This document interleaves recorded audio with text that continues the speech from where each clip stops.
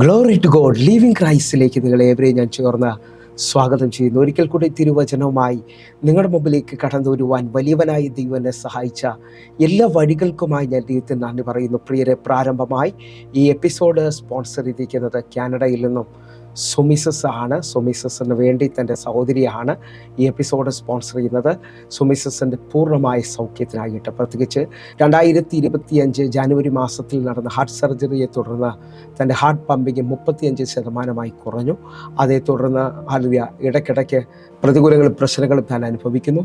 Heart പമ്പിങ്ങിൻ്റെ variation മുഖാന്തരം തനിക്ക് ഒത്തിരി അസ്വസ്ഥതകൾ നേരിടുന്നു.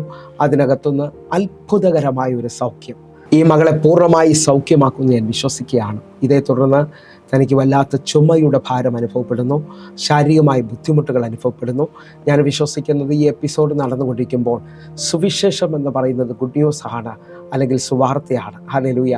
ഞാൻ വിശ്വസിച്ചുകൊണ്ട് ഈ സുവിശേഷത്തിൻ്റെ ആഴം, അവൻ്റെ അടിപ്പിണരാൽ ഇന്ന് സുമിസിസ്റ്ററിന് സൗഖ്യം വന്നു എന്നുള്ളത് ഞങ്ങൾ ഡിക്ലെയർ ചെയ്ത് പ്രാർത്ഥിക്കാൻ പോവുകയാണ്. ഇന്നു മുതൽ ഈ സഹോദരി അനുഭവിക്കുന്ന എല്ലാ വിഷമത്തിനകത്തു നിന്നും തമ്പുരാൻ അത്ഭുതകരമായ വിടുതൽ അയക്കാൻ പോവുകയാണ്. എൻ്റെ കൂടെ വിശ്വസിക്കുകയും പ്രാർത്ഥിക്കുകയും ചെയ്യുന്നവർ ഇപ്പോൾ കണ്ണുകൾ അടച്ച് പ്രാർത്ഥിക്കണം.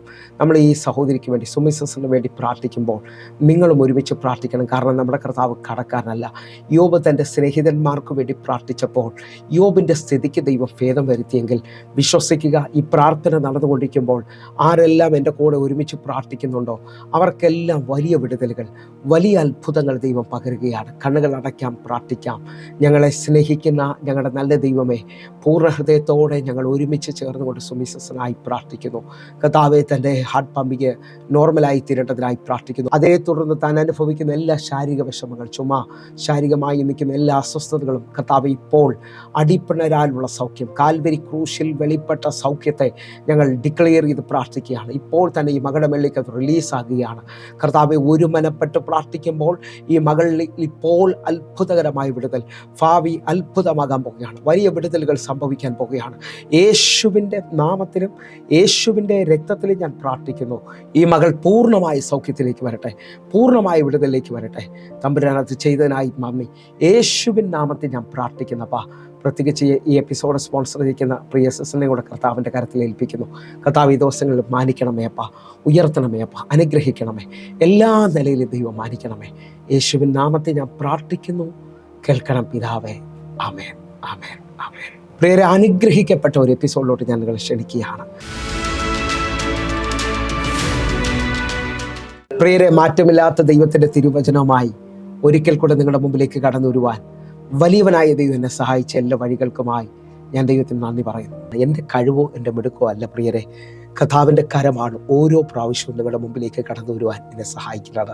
ആ നിലയിൽ നിന്നുകൊണ്ട് ദൈവത്തിൻ്റെ വചനത്തിൻ്റെ ആ വലിപ്പം ഒന്ന് പറയുവാനായിട്ട് നിങ്ങൾ വിശ്വസിക്കുന്നവരാണെങ്കിൽ ഇന്ന് ഈ വചനം അയച്ച് അവൻ നിങ്ങളെ സൗഖ്യമാക്കുകയും നിങ്ങളുടെ കുഴിയിൽ നിന്ന് കരകയറ്റുകയും ചെയ്യും. എന്നെ കേൾക്കുന്നവരെ, സൗഖ്യമാക്കുന്ന ദൈവത്തിൻ്റെ വചനം നമ്മുടെ കുഴിയിൽ നിന്ന് നമ്മെ കരകയറ്റുന്ന ദൈവത്തിൻ്റെ വചനത്തിനായി നമുക്ക് ഒരുമിച്ച് ചേർന്ന് ദൈവത്തിന് നന്ദി പറയാം. 107 സങ്കീർത്തനം അതിൻ്റെ 20-ാമത്തെ വാക്യം പറയുന്നു, ഞാൻ എൻ്റെ വചനം അയച്ച് അവരെ സൗഖ്യമാക്കുകയും അവരെ കുഴിയിൽ നിന്ന് അവരെ കരകയറ്റുകയും ചെയ്യും. ആ നിലയിൽ നിന്നുകൊണ്ട് ഈ വചനത്തിനകത്ത് വിശ്വസിക്കുകയും പ്രാർത്ഥിക്കുകയും ചെയ്യുന്ന ഓരോ ദൈവമക്കളോടും ഞാൻ ആത്മാവിൽ വിളിച്ചു പറയേണ്ട, ഈ വചനത്തിന് നമ്മെ മുമ്പോട്ട് കൊണ്ടുപോകാൻ കഴിയും. വചനത്തിൻ്റെ ആഴം നാം തിരിച്ചറിഞ്ഞാൽ നാം ആറ്റരുകത്ത് നട്ടിരിക്കുന്നതും തക്ക കാലത്ത് ഫലം കായ്ക്കുന്നതും ഇലവാടാത്ത വൃക്ഷം പോലെയുമായിരിക്കും ഇരിക്കുന്നത്. നാം ചെയ്യുന്നതൊക്കെയും സാധിക്കും. വചനത്തിനകത്ത് നിൽക്കുന്ന, വചനത്തിനകത്ത് വളരുന്ന, വചനത്തിനകത്ത് മുമ്പോട്ട് സ്റ്റെപ്പ് വയ്ക്കുന്ന ഒരു ദൈവ പൈതലിനെ ഒരു കാരണവശാലും ശത്രുവിന് ജയിക്കാൻ കഴിയത്തില്ല. കാരണം യോഹന്നാന്റെ സുവിശേഷം 1-ാം അധ്യായം 1-ാമത്തെ വാക്യം പറയുന്നു, ആദിയിൽ വചനമുണ്ടായിരുന്നു, വചനം ദൈവത്തോട് കൂടെയായിരുന്നു, വചനം ദൈവമായിരുന്നു. എന്നെ കേൾക്കുന്നവരെ, ഈ വചനത്തിന് ദൈവത്തോളം ശക്തി ഉണ്ടെങ്കിൽ ഈ വചനത്തിനകത്താണ് നിങ്ങൾ നിൽക്കുന്നത്. അതിൻ്റെ 4-ാമത്തെ വാക്യം പറയുന്നു, അവനിൽ ജീവൻ ഉണ്ടായിരുന്നു, ആ ജീവൻ മനുഷ്യരുടെ വെളിച്ചമായിരുന്നു. എന്നെ കേൾക്കുന്നവർ ഓരോരുത്തരും വിശ്വസിച്ചുകൊണ്ട് പറയുക, നിന്നെ ഇരുട്ടിൽ തൊടാൻ കഴിയത്തില്ല. നിന്റെ ജീവിതത്തിനൊക്കെ വചനം നിന്നെ മുമ്പോട്ട് നടത്താൻ പോവുകയാണ്. വചനത്തിന് ദൈവത്തോളം ശക്തിയുണ്ട്. അപ്പോൾ ആ നിലയിൽ നിന്നുകൊണ്ട് ഈ വചനം ശ്രദ്ധിക്കുമ്പോൾ ഒരു വെളിപ്പാട് നിങ്ങളുടെ മുമ്പിലോട്ടൊന്ന് കൈമാറാൻ ആഗ്രഹിക്കുകയാണ്. എഫേസ്യ ലേഖനം 6-ാം അധ്യായത്തിൽ പൗലോസ് അപ്പോസ്തലനിലൂടെ ദൈവം നമ്മോട് സംസാരിക്കുകയാണ്. ഒടുവിൽ കർത്താവിലും അവൻ്റെ അമിത ബലത്തിലും നാം ശക്തിപ്പെടണം, പിശാചിനോട് എതിർത്ത് നിൽക്കുകയും അവൻ്റെ തന്ത്രങ്ങളെ നാം ജയിക്കുകയും ചെയ്യേണ്ടതിനായി നാം സർവായുധ വർഗം ധരിക്കണം. ഒരു യുദ്ധക്കളത്തിൽ ഒരു ജയവീരനെ പോലെ നിൽക്കേണ്ടതിനായിട്ട് സർവായുധ വർഗത്തെക്കുറിച്ച് പറയുമ്പോൾ 6 കാര്യങ്ങളാണ് അവിടെ കൊടുത്തിരിക്കുന്നത്. 6 കാര്യങ്ങൾ എന്ന് പറയുന്നത് 6 ആയുധ വർഗങ്ങളാണ്. ഈ 6 ആയുധ വർഗങ്ങളിൽ രക്ഷ എന്ന ശിരസ്ത്രവും, സുവിശേഷം എന്ന ചെരുപ്പും, അരയ്ക്ക് സത്യം കെട്ടിയും, നീതി എന്ന കവചവും, ഈ 4 കാര്യങ്ങൾ നോക്കിയാൽ ഇത് ഫിക്സ്ഡ് ആണ്. പക്ഷെ 2 കാര്യങ്ങൾ അവിടെ ആക്റ്റീവാണ്. വിശ്വാസം എന്ന പരിചയം, വചനം എന്ന വാളും. എന്നെ കേൾക്കുന്നവരെ, 4 കാര്യങ്ങൾ ഫിക്സ്ഡ് ആണ്. അത് ഇട്ട് ബലത്തോടെ മുറുക്കുന്ന ഒന്നാണെങ്കിൽ 2 കാര്യങ്ങൾ അവിടെ ആക്റ്റീവാണ്. ഈ 2 കാര്യങ്ങൾ ആക്റ്റീവായ ഒരു വ്യക്തി വിശ്വാസത്തിൽ മുമ്പോട്ട് പോകും. നിങ്ങളുടെ വിശ്വാസത്തിൽ നിങ്ങൾ ആക്റ്റീവാണെങ്കിൽ നിങ്ങൾ മുമ്പോട്ട് പോകാൻ പോവുകയാണ്. നിങ്ങൾ വചനത്തിനകത്ത് ആക്റ്റീവാണെങ്കിൽ നിങ്ങൾ മുമ്പോട്ട് പോകാൻ പോവുകയാണ്. അപ്പോൾ അവിടെ വിശ്വാസം എന്ന പരിചയം എന്ന് പറയുമ്പോൾ ശത്രുവിൻ്റെ തീയമ്പുകളെ കെടുത്താനായിട്ട് നിന്റെ വിശ്വാസം, നിനക്ക് വിരോധമായി ചലിക്കുന്ന ഒരു ശക്തിയും ചലിക്കത്തില്ലെന്നുള്ള ഉറപ്പ് നിന്റെ മേളിൽ ചലിക്കാൻ തുടങ്ങിയാൽ ഇതാ ജയം നിന്റെ മേളിൽ വ്യാപരിക്കുകയാണ്. അപ്പോൾ വിശ്വാസം എന്ന പരിച ആക്റ്റീവ് ആകുന്നത് എങ്ങനെയാണെന്ന് ചോദിച്ചാൽ റോമാലേഖനം 10-17 വാക്യം പറയുന്നു, ആകയാൽ വിശ്വാസം കേൾവിയാലും കേൾവി ക്രിസ്തുവിൻ്റെ വചനത്താലും വരികയാണ്. അപ്പോൾ എന്നെ കേൾക്കുന്നവരെ, വിശ്വാസം ചലിക്കുന്നത് ദൈവവചനത്തിലാണ്. ദൈവവചനത്തിൽ നാം വേരൂന്നിയാൽ, ദൈവവചനത്തിനകത്ത് നാം വളർന്നാൽ നിങ്ങൾക്ക് ക്ലെയിം ചെയ്യാൻ പറ്റും. വചനത്തിൻ്റെ ശക്തിയിൽ നിങ്ങൾക്ക് ക്ലെയിം ചെയ്യാം. നിങ്ങളെ തകർക്കാൻ ഈ ലോകത്തിൽ ഒരു ശക്തികൾക്കും കഴിയത്തില്ല. എൻ്റെ കൂടെ ചേർന്നുകൊണ്ടത് ക്ലെയിം ചെയ്ത് പ്രാർത്ഥിക്കുക. അസാധാരണമായൊരു ദൈവപ്രവൃത്തി, അസാധാരണമായൊരു ദൈവത്തിൻ്റെ കരം ഇപ്പോൾ അറിയാം എന്നെ കാണുന്ന ചിലവർക്ക് വേണ്ടി ചലിക്കുകയാണ്. നിങ്ങളുടെ വിശ്വാസം ചലിക്കാൻ പോവുകയാണ്. നിങ്ങളുടെ വിശ്വാസത്തിൻ്റെ വലിപ്പം വെളിപ്പെടാൻ പോവുകയാണ്. ആത്മാവിൽ ബലത്തോടെ നിന്ന് ചലിക്കുക.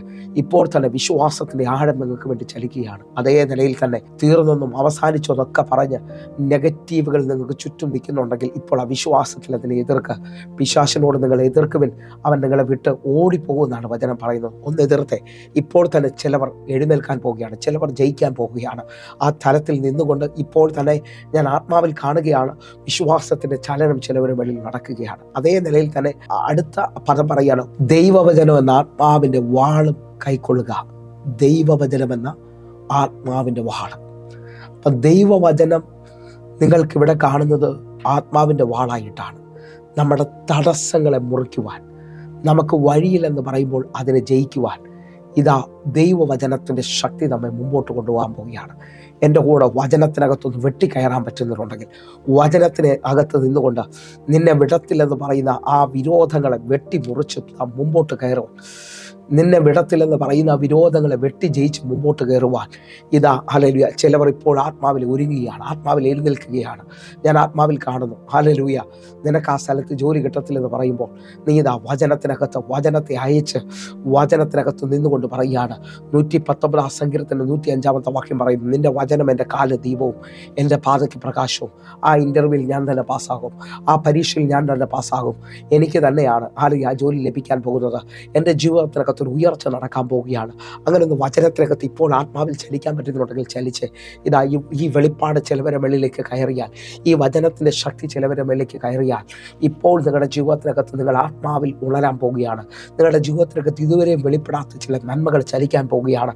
ഞാൻ എൻ്റെ ആത്മാവിൽ അത് സെൻസ് ചെയ്യുകയാണ് ഇപ്പോൾ തന്നെ. ഹല്ലേലൂയ, ആത്മതലത്തിൽ സ്പിരിറ്റ് തലത്തിൽ ചില കുടുംബങ്ങൾ വിടുതലുകളിലേക്ക് വരികയാണ്. ഞാൻ ആത്മാവിൽ വിളിച്ചു പറയുന്നു, കാൽവരി ക്രൂശിൽ നിങ്ങൾക്ക് വേണ്ടിയുള്ള സകലതും എൻ്റെ കർത്താവ് ഒരുക്കിയിട്ടുണ്ട്.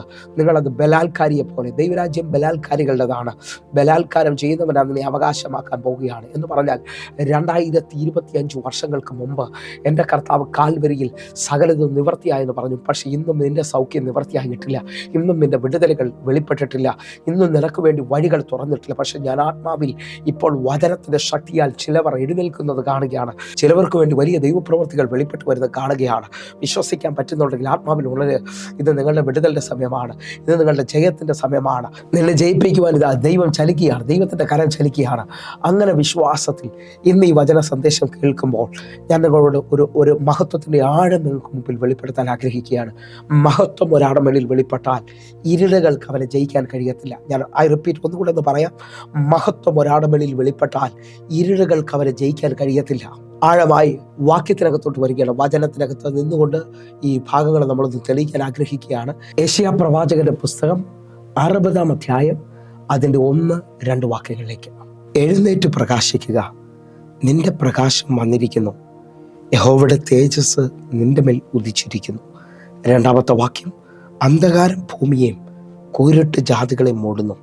നിന്റെ മേലോ യഹോവ ഉദിക്കും, അവൻ്റെ തേജസ് നിന്റെ മേൽ പ്രത്യക്ഷമാകും.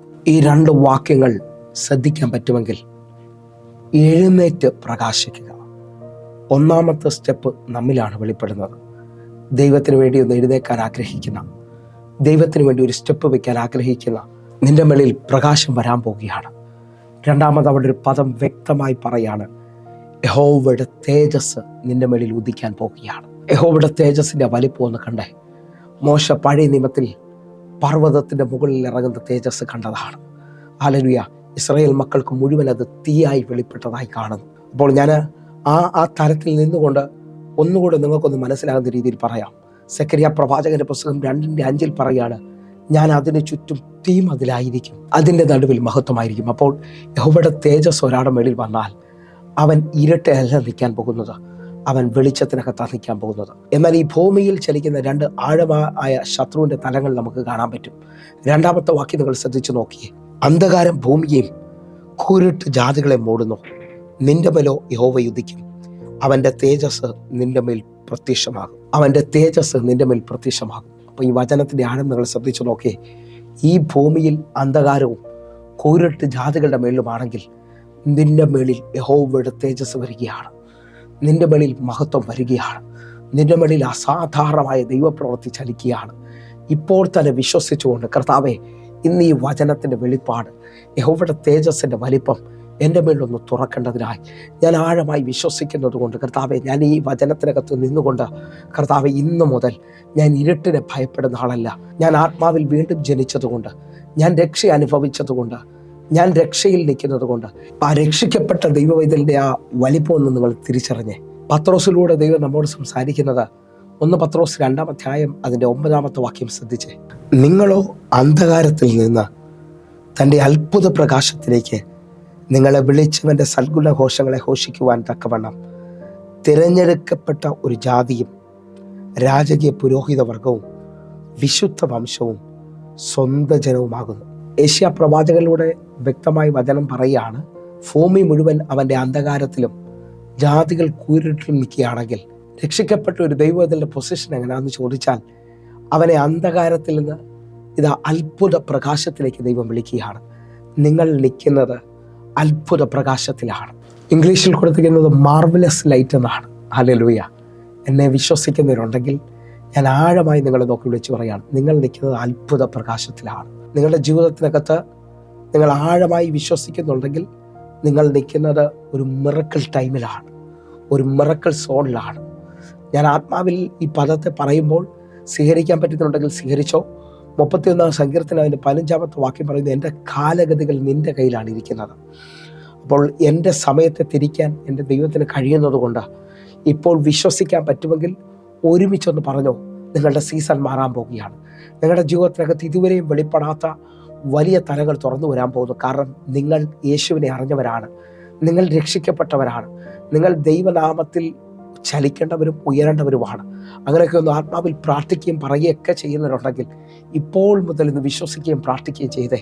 നിങ്ങളുടെ ജീവിതത്തിനകത്ത് അളവില്ലാത്ത ദൈവമഹത്വം ചലിക്കട്ടെ.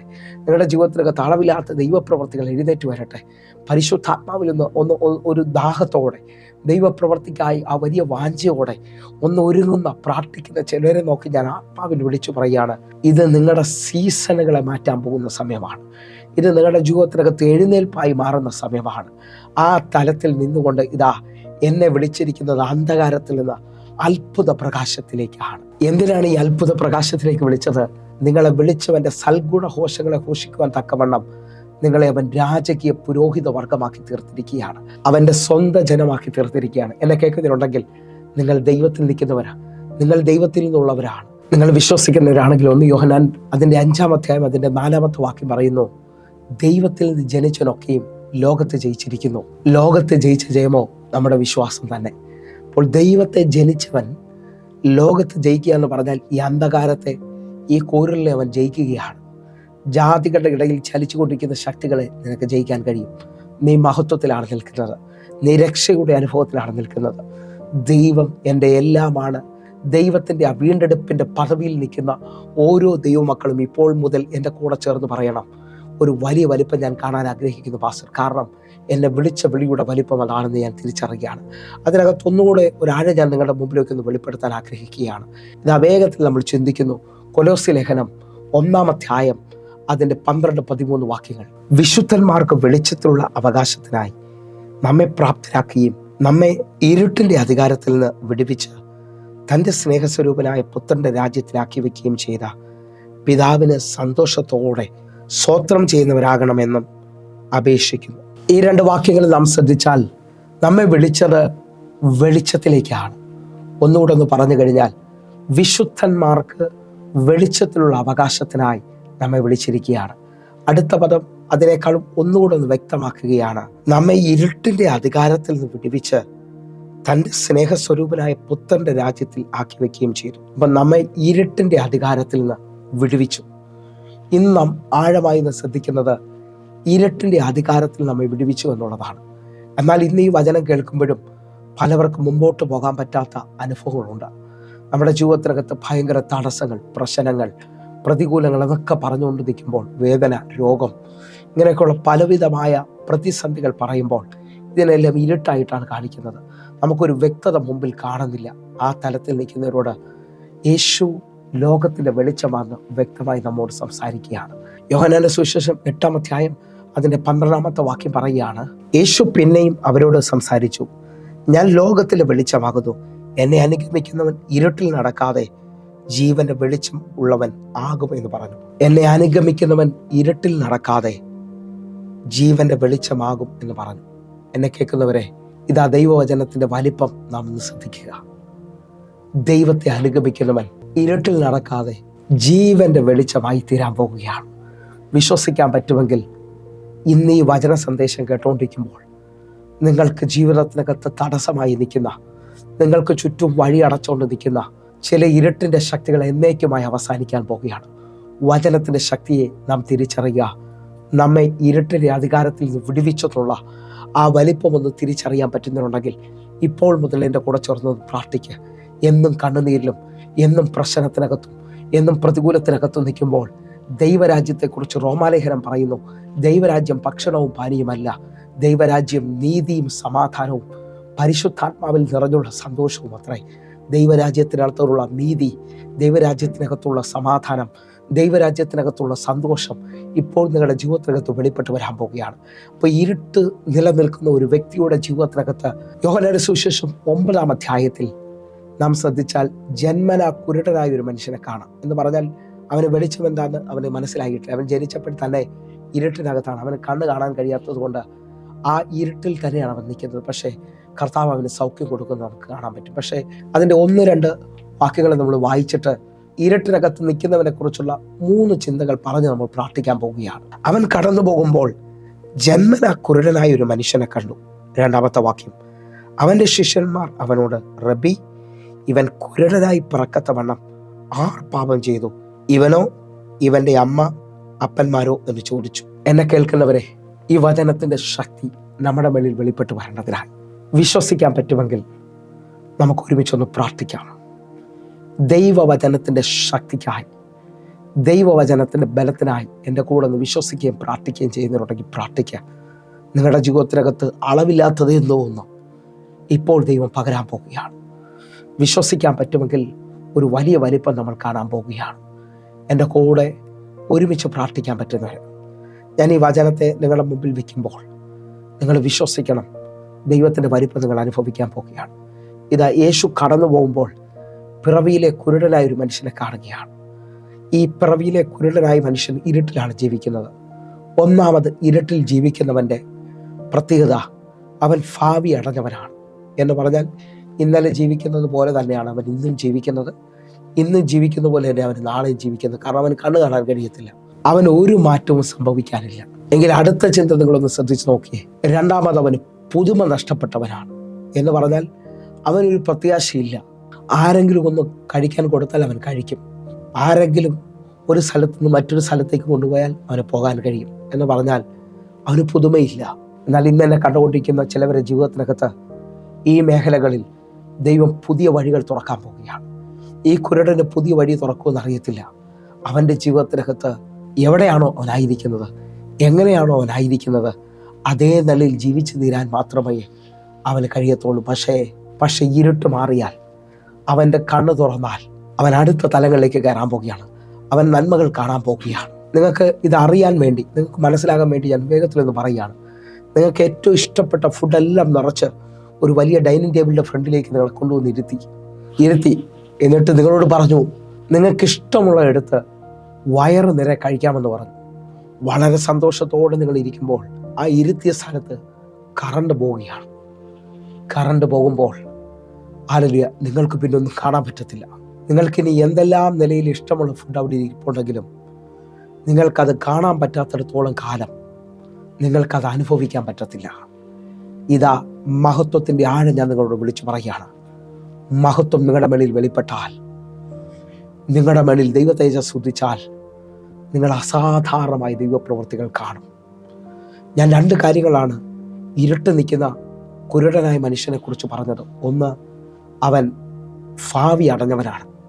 2, അവൻ പുതുമ നഷ്ടപ്പെട്ടവനാണ്. 3, അവൻ വേഗത കുറഞ്ഞവനാണ്. എന്നെ കേൾക്കുന്നവരെ, ഹല്ലേലൂയ, തപ്പിത്തടഞ്ഞ് ഒരു സ്ഥലത്തു നിന്ന് മറ്റൊരു സ്ഥലത്തേക്ക് എത്താൻ സമയമെടുക്കും. പക്ഷെ വെളിച്ചത്തിലേക്ക് അതിന് ഓടിക്കയറും. ഇന്ന് എന്നെ കാണുന്ന ചിലവർ ഇരുട്ടിൻ്റെ ശക്തികളെ ജയിച്ച് ചിലതിലേക്ക് ഓടിക്കയറാൻ പോവുകയാണ്. അത്ഭുതങ്ങളിലേക്ക് ഓടിക്കയറാൻ പോവുകയാണ്. കാരണം യേശു നിൻ്റെ വെളിച്ചമാണ്, യേശു നിൻ്റെ അത്ഭുതമാണ്. ഇതാ നിനക്ക് വേണ്ടി ദൈവപ്രവർത്തികൾ വെളിപ്പെട്ട് വരികയാണ്. ദൈവത്തിൻ്റെ മഹത്വം വെളിപ്പെട്ട് വരികയാണ്. വിശ്വാസത്തിൽ സ്വീകരിക്കാൻ പറ്റുമെങ്കിൽ സ്വീകരിക്കുക. ഒരു ഭയങ്കര ദൈവപ്രവൃത്തി കർത്താവ് നിങ്ങൾക്ക് വേണ്ടി അത് ഒരുക്കുകയാണ്. ദൈവത്തിൻ്റെ പ്രവൃത്തി നിങ്ങൾക്ക് വേണ്ടി വെളിപ്പെട്ട് വരികയാണ്. എൻ്റെ കൂടെ വിശ്വസിക്കുകയും പ്രാർത്ഥിക്കുകയും ചെയ്യുന്നവരുണ്ടെങ്കിൽ വാസ്തവമായിട്ട് പ്രാർത്ഥിക്കുക. ദൈവത്തിൻ്റെ ആ തേജസ് വെളിപ്പെട്ട് വരട്ടെ, ദൈവത്തിൻ്റെ കരം ചലിക്കട്ടെ. ഞാൻ വിശ്വസിക്കുകയും പ്രാർത്ഥിക്കുകയും ചെയ്യുന്നു. ഇപ്പോൾ തന്നെ നിങ്ങൾക്ക് വേണ്ടി ആ വഴി തുറന്നു കഴിഞ്ഞാൽ സ്തോത്രം. ഞാൻ വീണ്ടും ഒന്നുകൂടെ ഓർപ്പിക്കുകയാണ്. പ്രകാശം വെളിപ്പെട്ടാൽ, തേജസ് നിൻ്റെ മേളിൽ ഉദിച്ചാൽ, നിനക്കുണ്ടാകുന്ന നന്മയുടെ ഒരു അറിവ് നിൻ്റെ മേളിൽ വെളിപ്പെടണം. ഈ അറിവിനകത്ത് നിന്നുകൊണ്ട് നമുക്ക് പ്രാർത്ഥിക്കാം. യേശയ്യാ പ്രവാചകന്റെ പുസ്തകം 60-ാം അധ്യായം അതിൻ്റെ 3-ാമത്തെ വാക്യം. ജാതികൾ നിന്റെ പ്രകാശത്തിലേക്കും രാജാക്കന്മാർ നിന്റെ ഉദയശോഭയിലേക്കും വരും. ജാതികൾ നിന്റെ പ്രകാശത്തിലേക്കും രാജാക്കന്മാർ നിന്റെ ഉദയശോഭയിലേക്കും വരാൻ പോവുകയാണ്. വിശ്വസിക്കുന്നവരുണ്ടെങ്കിൽ ഇതാ നിന്റെ മേളിൽ ഒരു അസാധാരണ പ്രകാശം വരികയാണ്. നിന്റെ മേളിൽ ഒരു ഭയങ്കര മഹത്വം അടിക്കാൻ പോവുകയാണ്. വിശ്വാസ കണ്ണിൽ കണ്ടുകൊണ്ട് നമുക്ക് ഒരുമിച്ചൊന്ന് പ്രാർത്ഥിക്കാൻ പ്രിയരെ. ഒരു ഭയങ്കര ദൈവപ്രവൃത്തി, ഒരു ഭയങ്കരമായ ദൈവത്തിൻ്റെ കരം ഇതാ എന്നെ കാണുന്ന ചിലവർക്ക് വേണ്ടി വെളിപ്പെട്ട് വരികയാണ്. എന്നെ കേൾക്കുന്നവരെ, ഈ ആഴ്ച നടക്കുന്ന മീറ്റിങ്ങിനെ കുറിച്ച് ഞാനൊന്ന് ഓർപ്പിക്കുകയാണ്. നമുക്ക് 4 സ്ഥലങ്ങളിലാണ് മീറ്റിംഗ് നടക്കുന്നത്. തൃശ്ശൂരിലും എറണാകുളത്തും കൊല്ലത്തും തിരുവനന്തപുരത്തുമായിട്ടാണ് മീറ്റിംഗ് നടക്കുന്നത്. നിങ്ങൾ എവിടെങ്കിലും ഒരു സ്ഥലത്ത് കടന്നു വന്ന് ഈ മഹത്വത്തിന് പങ്കാളിയായി തീരാൻ പറ്റുമെങ്കിൽ, ദൈവ തേജസ്സിൽ നിങ്ങൾക്ക് വേണ്ടി വെച്ചിരിക്കുന്ന ആ വലിപ്പത്തെ നിങ്ങളൊന്ന് അനുഭവിക്കാൻ പറ്റുമെങ്കിൽ ഞാൻ നിങ്ങളെ ക്ഷണിക്കുകയാണ്. നിങ്ങൾ കടന്നു വരണം.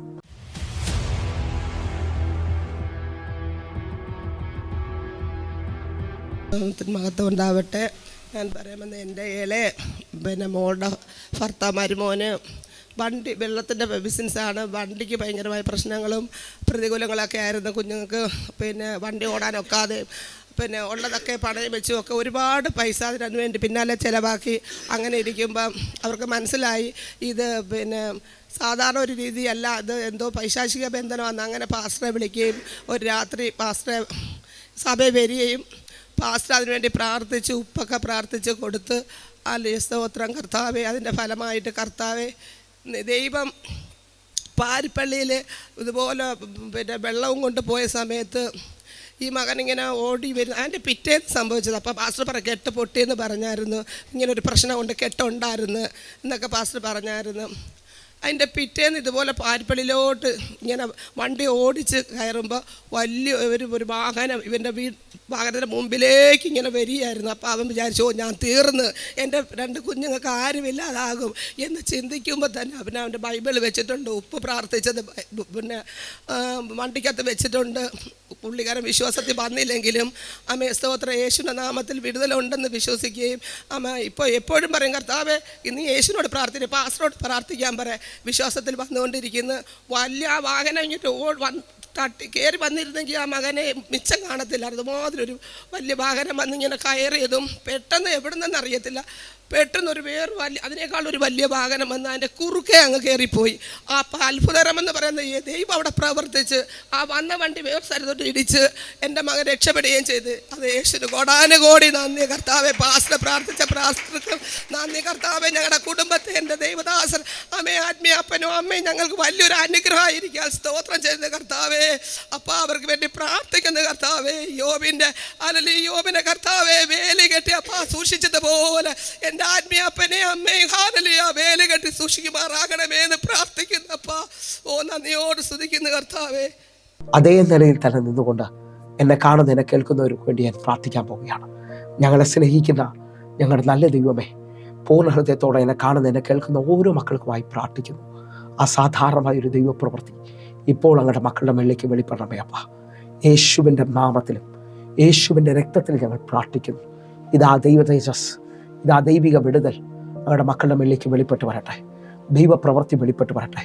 യേശുവിൻ്റെ നാമത്തിലും യേശുവിൻ്റെ രക്തത്തിലും ഞങ്ങൾ പ്രാർത്ഥിക്കുകയാണ്. അങ്ങയുടെ ഉദയശോഭ, അങ്ങയുടെ മഹത്വം ഈ മക്കളെ ഇപ്പോൾ സൗഖ്യത്തിലേക്കും വിടുതലുകളിലേക്കും ഉയർച്ചയിലേക്കും കൊണ്ടുപോകുന്നതിനായി സ്തോത്രം. മഹത്വം വെളിപ്പെട്ടതിനായി നന്ദി കർത്താവേ. ഞങ്ങൾ തേജസ്സിൽ നിന്ന് തേജസ്സിലേക്ക് നടത്തപ്പെടുന്നതിനായി സ്തോത്രം. അസാധാരണമായ ദൈവപ്രവൃത്തികൾ സംഭവിച്ചതിനായി നന്ദി. യേശുവിൻ നാമത്തിൽ പ്രാർത്ഥിക്കുന്നു. കേൾക്കണം പിതാവേ. ആമേൻ, ആമേൻ, ആമേൻ. ഈ വചനവും പ്രാർത്ഥനയും നിങ്ങളുടെ ജീവിതത്തിനകത്ത് അനുഗ്രഹമായെങ്കിൽ ഇപ്പോൾ തന്നെ നിങ്ങൾ വിളിക്കുകയും പ്രാർത്ഥിക്കുകയും ചെയ്യണമെന്ന് ഓർപ്പിക്കുന്നു. നമുക്ക് ഒരുമിച്ച് ചേർന്ന് ഈ ദിവസങ്ങൾ പ്രാർത്ഥിക്കാം. നേരിട്ട് കാണാൻ പറ്റും. നിങ്ങൾ നേരിട്ട് വരണമെന്ന് ഓർപ്പിക്കുന്നു. വലിയ ദൈവപ്രവർത്തികൾ നടക്കട്ടെ. പൂർണ്ണ സമയം നിങ്ങൾക്ക് വേണ്ടി പ്രാർത്ഥിക്കുവാൻ, നിങ്ങളെ ശുശ്രൂഷിക്കാൻ ഞാനുമുണ്ട്. നിങ്ങൾ നേരിട്ട് വരണമെന്ന് ഓർപ്പിക്കുന്നു. കൊല്ലത്ത് ബസ് സ്റ്റാൻഡിൻ്റെ അടുത്തായിട്ടാണ് നമ്മുടെ ആരാധന നടക്കുന്നത്. കൊല്ലത്തേക്ക് നിങ്ങൾ കടന്നു വരിക. വലിയ അത്ഭുതത്തെ സ്വീകരിക്കുക. ദൈവം നിങ്ങളെ അധികത്തിൽ മാനിക്കും. God bless U.